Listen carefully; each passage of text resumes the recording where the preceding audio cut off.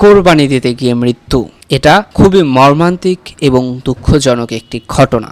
তবে এমন হয়ে থাকে প্রতি বছরই। দেখা যায় কোরবানির গরুর খুঁতাই কিংবা বিভিন্ন কারণে কোরবানি দিতে গিয়ে মারা যায় অনেকেই। এগুলো হয়তো সংবাদ মাধ্যমের খুব বেশি শিরোনাম হয়ে ওঠে না, তবে এরকম ঘটনা ঘটে। কোরবানির পশুর খুঁতায় একজন কৃষকের মৃত্যু হয়েছে।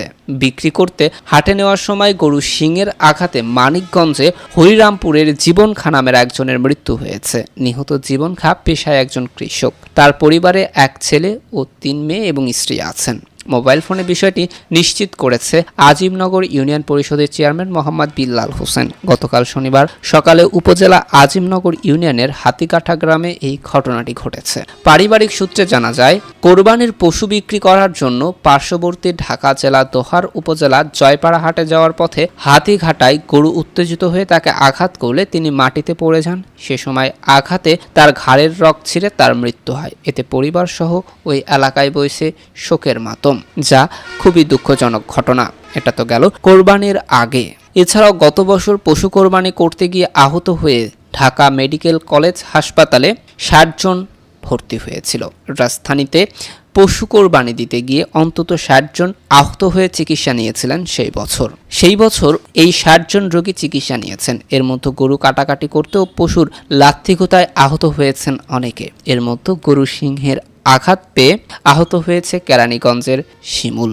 আহত অবস্থায় তাকে ঢাকা মেডিকেল কলেজ হাসপাতালে চিকিৎসার জন্য নিয়ে এসেছে পরিবারের সদস্যরা।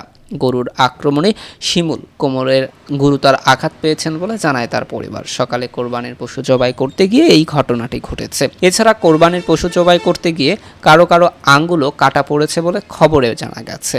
এছাড়া ঢাকা মেডিকেল কলেজ হাসপাতালের জরুরি বিভাগের আবাসিক সার্জন ডক্টর মোহাম্মদ আলাউদ্দিন বলেন, সকাল থেকে চিকিৎসা নেওয়া রোগীদের কেউ গরুর শিংয়ের আঘাত পেয়েছেন, কেউ ছুরি চালাতে গিয়ে আঙুল কেটে ফেলেছেন। এরকম কেসই বেশি। 2-1 জন অবজারভেশনে আছেন, তবে তেমন গুরুতর কেউ নেই আপাতত।